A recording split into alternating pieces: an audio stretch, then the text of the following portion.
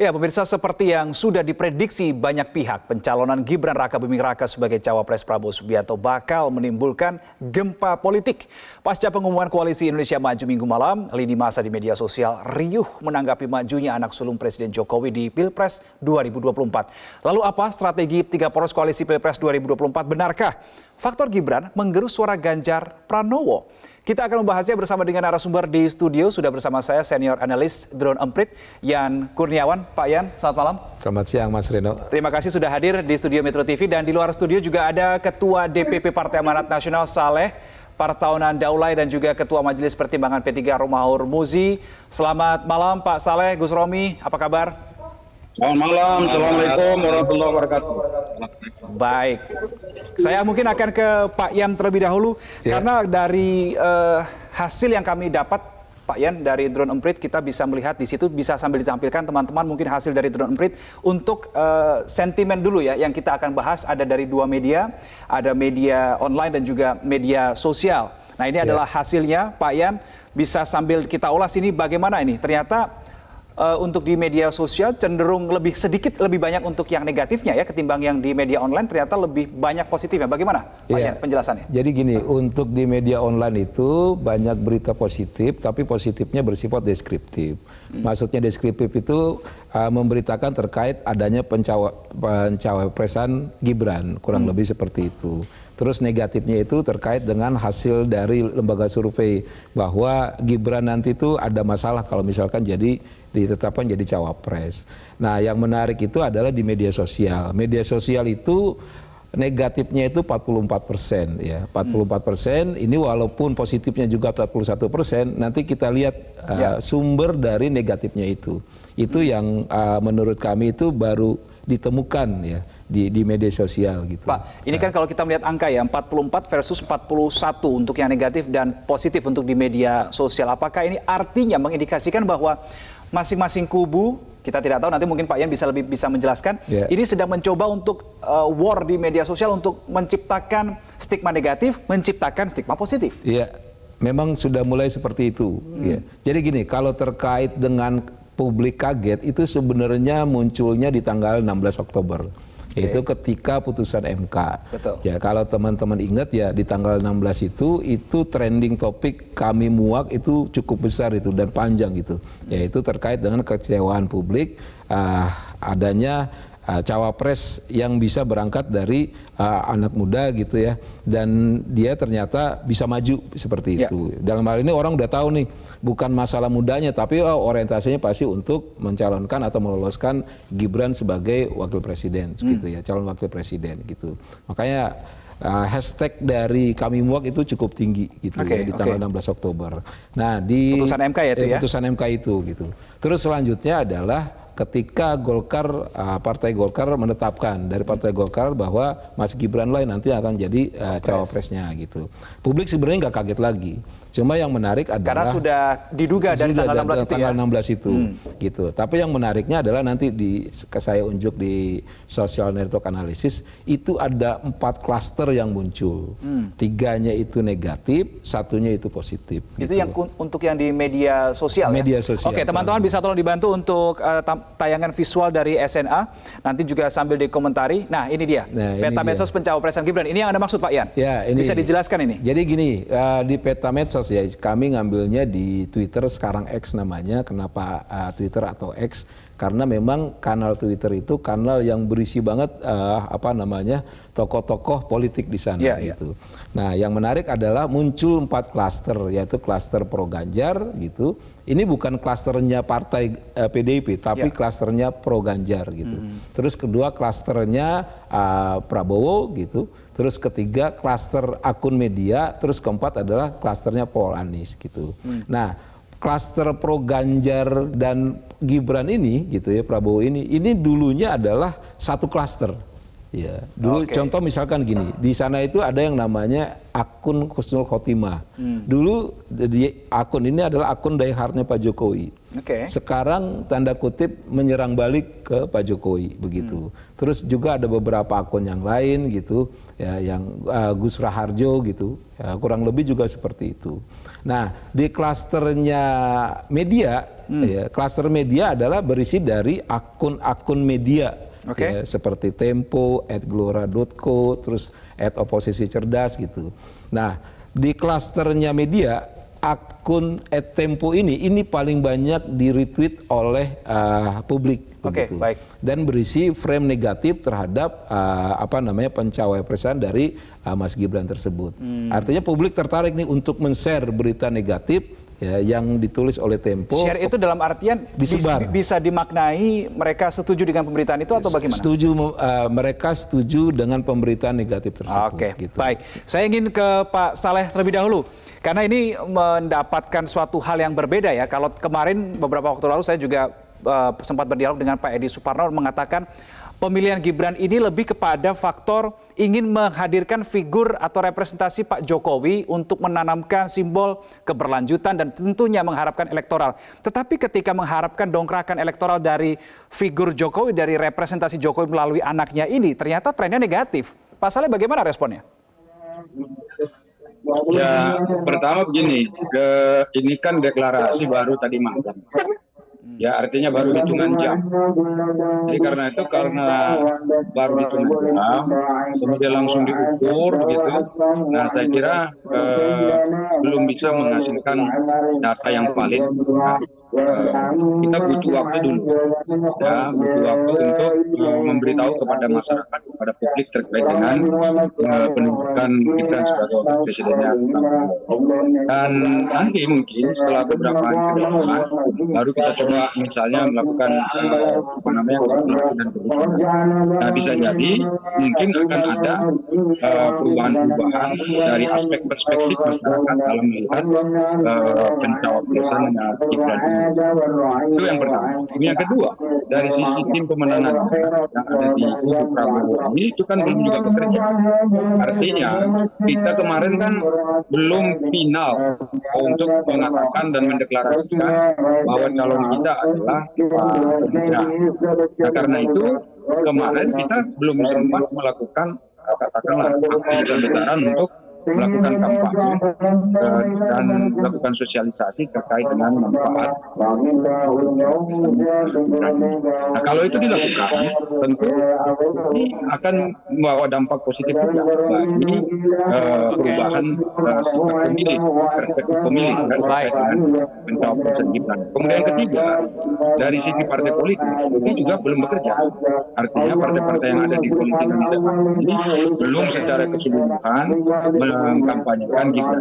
Bayangkan kalau seluruh partai politik yang ada di sini memasang gambar, kemudian langsung terjun ke masyarakat, menyampaikan hal itu kepada masyarakat, dan saya kira itu akan cepat melakukan perubahan-perubahan di tengah masyarakat. Baik, oke. Saya ingin bergeser ke Gus Romi. Ketika ini dikatakan bahwa bisa dimanfaatkan adanya Prabowo Gibran, duet Prabowo Gibran yang sudah dideklarasikan ini bisa dimanfaatkan oleh kubu Pak Ganjar untuk kemudian meraih empati dari publik dan maksimalkan suara dari kubu Pak Ganjar. Bagaimana Gus Romi Anda melihat hal ini?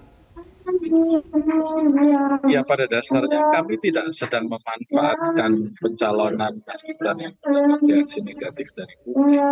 Karena kan publik memiliki haknya sendiri untuk menilai, untuk menangkap persepsi apa yang muncul dari pencalonan Mas Gibran yang merupakan akibat langsung dari hasil putusan MK, yang berdasarkan putusan tersebut seseorang yang berusia 21 tahun ke atas dan pernah menjadi katakanlah anggota DPRD itu sudah boleh menjadi calon presiden dan wakil presiden. Ini yang publik harus tahu terlebih dahulu, bahwa putusan MK itu memiliki implikasi seorang yang terpilih jadi DPRD baru sehari itu sudah boleh maju menjadi calon presiden dan calon wakil presiden. Kemudian yang kedua, kami di tim Ganjar Mahfud ini tidak ingin terganggu dengan aneka pemberitaan-pemberitaan yang kemarin kita juga lihat antara Mas Gibran atau Pak Erik atau yang lain juga silih berganti dalam hitungan jam. Karenanya kami memang fokus untuk satu hal saja, yaitu bergerak bersama rakyat, menyatu dengan hati rakyat, kemudian berada di jantung keinginan rakyat. Karena pemilu ini adalah kedaulatan rakyat dalam arti yang sebenarnya.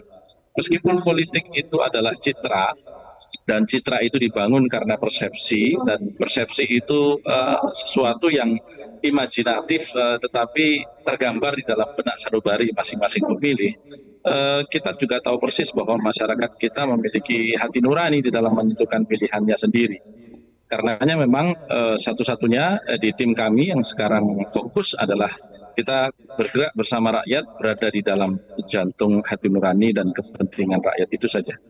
Baik, ketika tadi kita sudah lihat hasil dari sentimen, kemudian juga dari, kalau saya pinjam diksi dari Gus Romi, adalah terkait dengan persepsi, begitu ya. Apakah ini Pak Yan linear dengan kemudian dongkrakan elektoral atau gerusan elektoral terhadap Bapak paslon tertentu? Kita tahan dulu, jawabannya kita sambung di segmen berikutnya. Pemirsa tetap bersama kami di Prime Time News. Dipersembahkan oleh, didukung oleh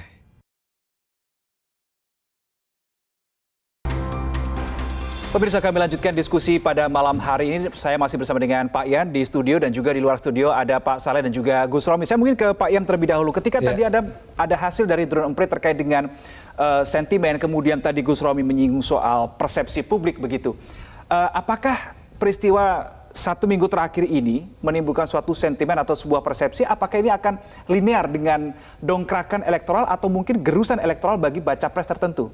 Pak Yan. Pastinya akan menyumbang baik itu positif maupun negatif gitu ya pada sisi elektoral gitu. Nah, yang menarik adalah pertama saya fokus ke kubunya Pak Prabowo Gibran gitu. Ada 3 klaster yang tanda kutip negatif kepada Prabowo dan Gibran. Dan ini kita lihat nanti nih, ini kan sekarang yang muncul ya, karena data kami ini ngambil dari tanggal 21-23 ya secara real gitu, isinya baru para influencer aja, yaitu tokoh-tokoh yang membentuk opini. Nah, ada 3 kelompok yang tanda kutip negatif kepada kubunya Prabowo dan Gibran ya pasca pencapresan tersebut gitu. Biasanya nanti akan diikuti oleh publik. Sejauh mana publik itu terpengaruh oleh 3 klaster ini? Ya, itu dia. Nah, apakah besar atau tinggi kita lihat nanti di 2 minggu. Biasanya kami itu narik data itu ketahuan itu 2 minggu gitu. Karena kan publik itu kan tertarik juga dengan isu-isu yang lain gitu. Nah, bisa jadi nanti lebih cepat. Kenapa? Karena memang sekarang ini masuk tahun politik dan lagi momentum-momentumnya, Mas Reno, kurang lebih. Minggu ini kelihatannya momentum semua sejak minggu lalu ya. Gitu. Baik, teman-teman bisa tolong ditampilkan juga terkait dengan beberapa influencer tadi yang sudah kami himpun datanya tadi dan juga sudah disinggung oleh Pak Yan. Influencer ini kalau kita baca, baik ini adalah top influencer yang sudah kami rekam datanya dari Drone Emprit. Ini bisa dijelaskan Pak Yan? Ya, kalau kita lihat top influencer itu kan malah yang paling tinggi itu negatifnya dari pro Ganjar. Gitu. Menarik. Negatif terkait dengan isu pencawapresan Gibran ya? Gitu. Padahal biasanya negatif kepada Pak Jokowi atau kepada pemerintah itu dari oposisi.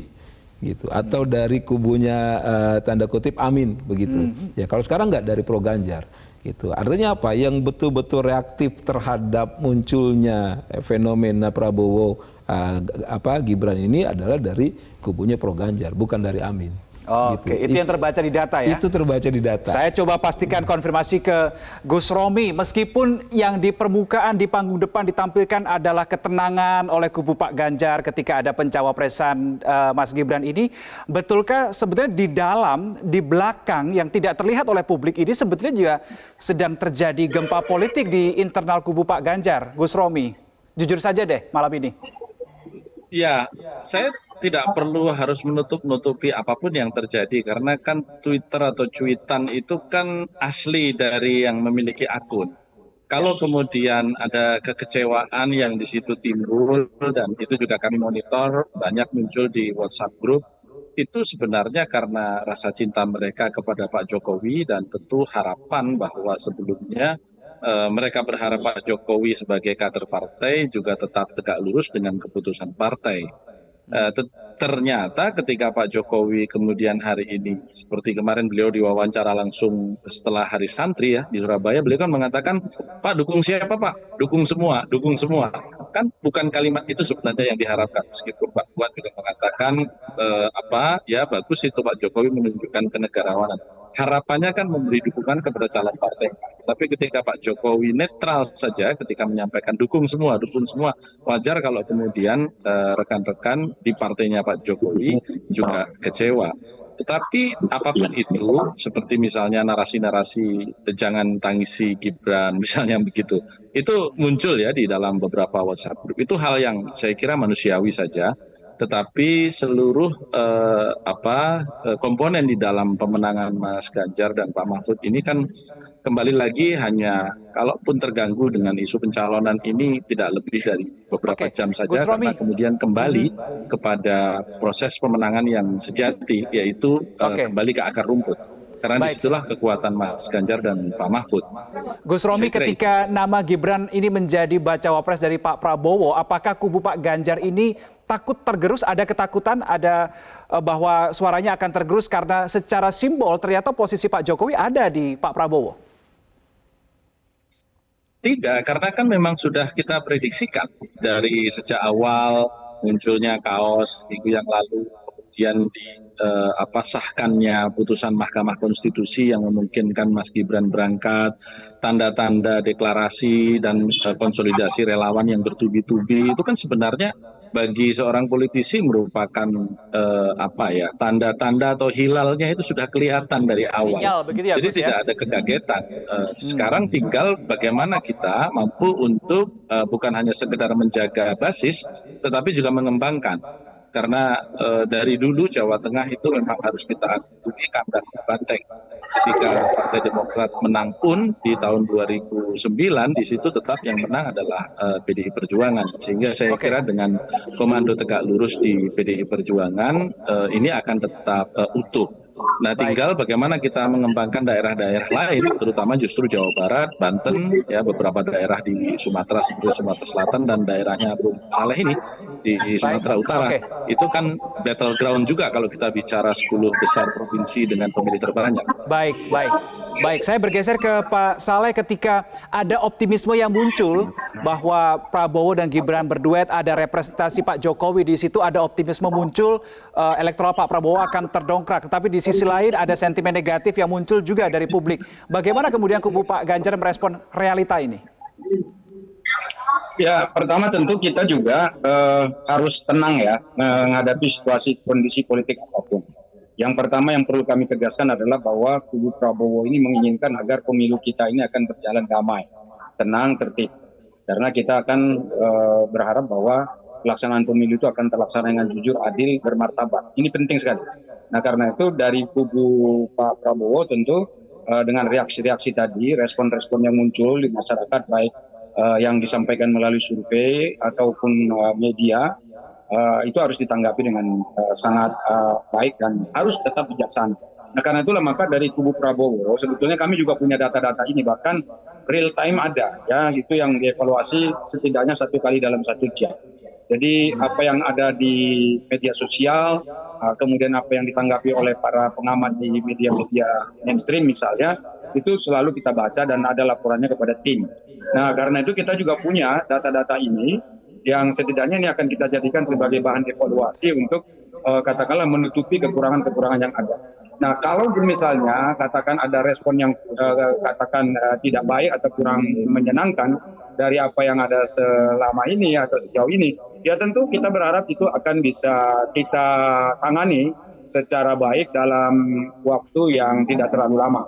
Dan ingat bahwa isu-isu yang berkembang di dalam dunia politik atau di pentas politik nasional itu biasanya itu tidak terlalu lama dan biasanya bisa segera kita antisipasi dan bisa merubah keadaan jika kita mampu memberikan penjelasan yang baik kepada masyarakat dan kemudian kita memberikan sesuatu yang katakanlah dipertanyakan oleh masyarakat. Jadi kalau ada pertanyaan-pertanyaan kita jawab dengan baik dan insya Allah masyarakatnya akan bisa merasa mendapat jawaban yang diperlukan, dan itu bisa merubah Baik, konstelasi oke. yang tadi disampaikan itu. Baik, Pak Saleh Daulay, kemudian Gus Romi, dan di studio ada Pak Yan. Terima kasih untuk Ya. waktu dan diskusinya malam hari ini. Kita sambung, kita songsong pesta demokrasi yang berbahagia, yang tentunya kita harus berada dalam satu spirit, yaitu spirit kebangsaan. Pemirsa, Prime Time News masih akan kembali sesaat lagi, tetap. Jelajahi cara baru mendapatkan informasi. Download Metro TV Extend sekarang.